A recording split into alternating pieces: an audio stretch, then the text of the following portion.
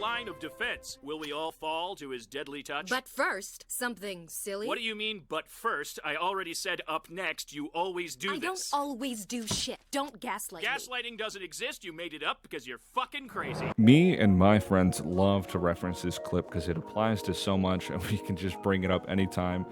The gaslighting joke is, probably one of our favorites because it's just such a goofy concept. But you can be gaslit, and it unfortunately is going to be described here, and it's going to be elaborated on here. With the franchise that everyone knows and loves so well, Call of Duty. Now, Call of Duty's been in hot water for quite a while for just that skill-based matchmaking issue, and people being able to tell when they're being manipulated. And, there's been conspiracy theories for all kinds of things, people finding that there are bots in the game, when in reality, I think there's definitely explanations for most of those. The bots thing seemed like it was going to be, there was a service going around for people to pay to get actual AI to play in the lobby for camo grind or whatever, what have you.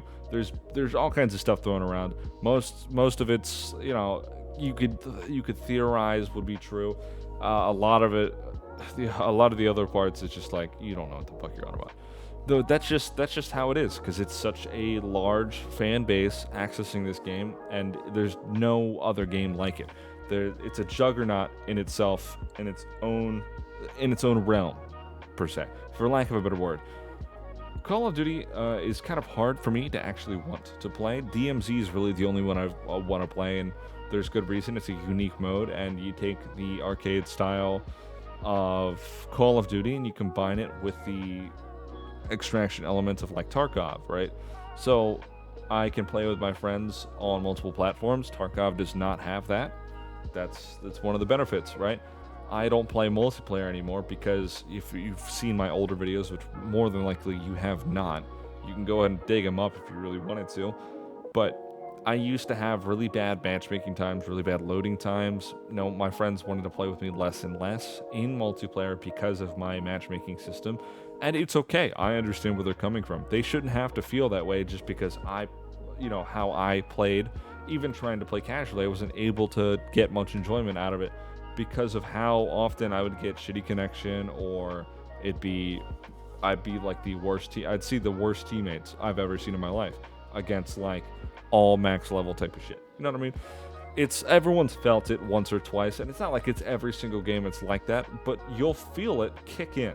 And it's been tested. If I wanted to test the difference between two accounts, a lower skill and a higher skill, I could 100% go on my father's account. Now, it's okay that my father doesn't have the same gameplay skill set as me, and it's fine. I'm not dogging him for that. I'm just stating that if I really wanted to compare the difference between the two in teammates and enemies, I hop on my account or I hop on his account, right?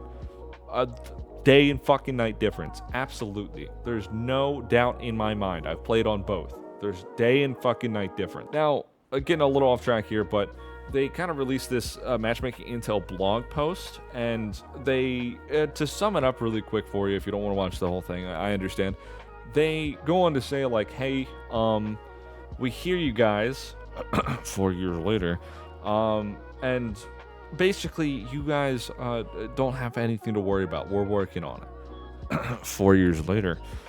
And it kind of feels like a slap in the dick, right? Someone just fucking tapped my shit. You know what I'm saying? Without getting into too much morbid detail, that's pretty much how I feel. I feel like I'm being straight up gaslit, being told I don't know what I'm talking about. Now, they say they take into account connection, playlist diversity, time to match, skill/performance, input device, voice chat, platform, recent maps and modes. I probably already said that, but first of all, my question is, why does voice chat matter? Because most people could just, they queue in with their friends and they are sweaty and they are good. I don't see how much that really plays into anything. Playlist diversity and recent maps and modes. I could almost see that if you really cared, but it seems like you guys are really harping on this thing. And when they actually get in the tier listing, because we all know this is referencing skill-based matchmaking, this is what most people, even the average players, are having concern for, because we're all feeling a little manipulated. If you, again, like I said earlier, if you're denying that skill-based matchmaking exists, or that we just don't know what you're talking about, or get good, you can run my account and my old videos. I don't care. The get good argument does not apply to me, right? I stopped playing the game because I would play against the same people and I would be able to predict how they played each time. Modern Warfare 2 videos specifically, perfect example of those. I mean, what do you want me to do from there, right? I'm playing in the worst connection lobbies. I'm, getting put against actual cheaters in those videos. If you really wanted to go dig them up. Nice try trying to bring that argument. I see it quite often thrown around, but it's not going to apply to me here. So they go connection, time to match, and then the last was they break it up again. Playlist diversity, recent map modes, skill plus performance, and input device platform voice chat. It's funny how that's buried in there because this is the biggest issue. That's what everyone's complaining about the most because they feel like they're being manipulated and they want to play less and less. They're essentially saying that we're on top of it. We measure connection for matchmaking and make sure you have the best matchmaking. Unfucking completely true. And they also say that they're trying to work on their servers the best they can to maximize the amount of time you're getting into a game and how long you're able to play. Again, not true. I could load up an old Xbox 360 copy of one of the old Call of Duty games, and in a fraction of a time, after clicking search for match for all, it doesn't matter what mode I choose, I'm not the only one who's thought of this or done it. It's plenty of videos on YouTube already. I would be able to get in a match in the old game with significantly less players and without cross-platform. Keep those in mind. That's kind of a big fucking deal. They go on to essentially just yap about like netcode, or we're working on it, and I guess the answer is, have you considered taking skill out of the matchmaking system? And they're like, well, we've done tests, and we can't tell you guys about the tests while we do them, but we're going to keep doing them. Which, I understand that from a business standpoint, it would definitely absolutely skew your results if you told everyone you were doing it. 100%, you can't have that. And from a business standpoint, it makes sense for them to want to keep as many people in the game as possible, to keep buying bundles and shit like that. They then go on to elaborate that we don't take the amount of time that you play in the game into consideration for our matchmaking system, which is, I'm not sure why you brought that up, because you just said that you want people to not back out of matches, and that you found that people back out of matches if they're continuously dogged on, which people nowadays are saying that we're not playing these games because we're playing boring matches, and if I have one good one, I know the next one I'm going to have a bad time on, so I'm going to go play something else, right? You have to see this. I'm not the only one thinking about it. There are plenty of other, like, really, in my opinion, cringy YouTube channels that do nothing but hate on Call of Duty, and I kind of get tired of hearing them all the time. But this might be one of the times where their conspiracy theories are literally just, laid out for them and told, like, hey, you have some reason to not trust us. I'm gonna put the link in here for this so you guys can read it for yourselves. But they're trying to say that we use player performance to ensure that the disparity between the most skilled player in the lobby and the least skilled player in the lobby isn't so vast that players feel their match is a waste of time. Proven time and time again.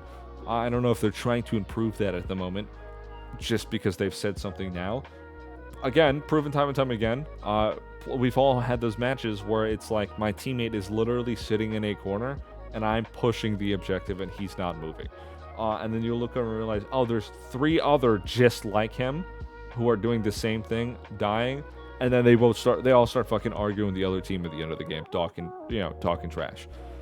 Our data on player outcome clearly indicates that the inclusion of skill in Call of Duty's multiplayer matchmaking process, as it currently stands, increases the variety of outcomes experienced by players of all skill levels. That's not what we're feeling. You're just telling us what we're feeling, and it clearly indicates. Again, that doesn't make a whole lot of sense. We're not feeling it. We're feeling burnt out, and we're feeling like we're being manipulated. Maybe that's a placebo effect. But then you also say that, in other words, regardless of skill level, players are more likely to experience wins and losses more proportionally. That literally directly translates to, if you get a win, you get a loss. Like, you're gonna get a more 1 to, like, an average ratio. It doesn't really matter how far off you are on the skill ladder. What the fuck? You can't just say that right after that and expect us to not pay attention. And I find it funny that it's buried in there, Kind of weird. It kind of feels like you're just straight up gaslighting us by putting a bunch of other information that may sound good on paper and then burying the one thing that most people are talking about altogether in like a mess. Now, there are plenty of people that are saying just remove it altogether, and that's not realistic because Call of Duty's pretty much any game has always really had some form of matchmaking regarding skill, but it's definitely more egregious and aggressive here. And it's showing. Everyone's talking about it more and more. Even the average players are getting their hands on it. My dad complains about this shit. Right? Say a man in his 50s gets off from work and he comes home and he starts playing Call of Duty. And he goes, my teammates are why do I keep getting teammates who, instead of actually fighting during a fight, this is DMZ I'm specifically referencing. At the time I heard this quite often when it was around. Why am I getting teammates who, when a fight starts, they start going to loot and then they do other dumb shit and then die, right?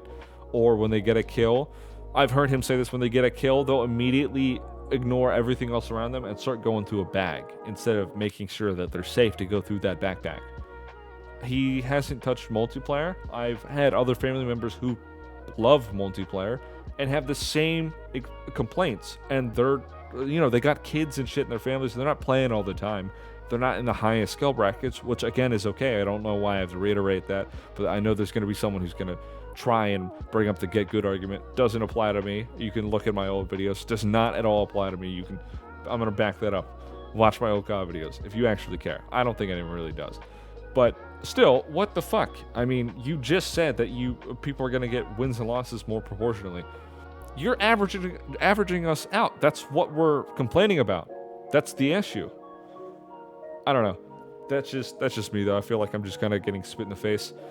If I was a COD player, like religiously, if I still bought into games, I feel like someone just spat in my fucking face.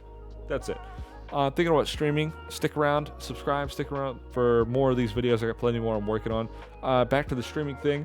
If you want to see me stream, let me know. We're just going to hang out, really talk about like drama and stuff. I'll play some games together. I'm thinking about starting a Discord server to go with that as well. And I'm thinking about a hand cam and a little bit more like better gameplay. Less stuff where it's late at night and I'm tired after a long day. Definitely, I think that would make the content a little bit more interesting. But let me know how you feel about it in the comments. And that's been me talking about basically feeling gaslit into, I don't know, you don't know what you're talking about. And see ya.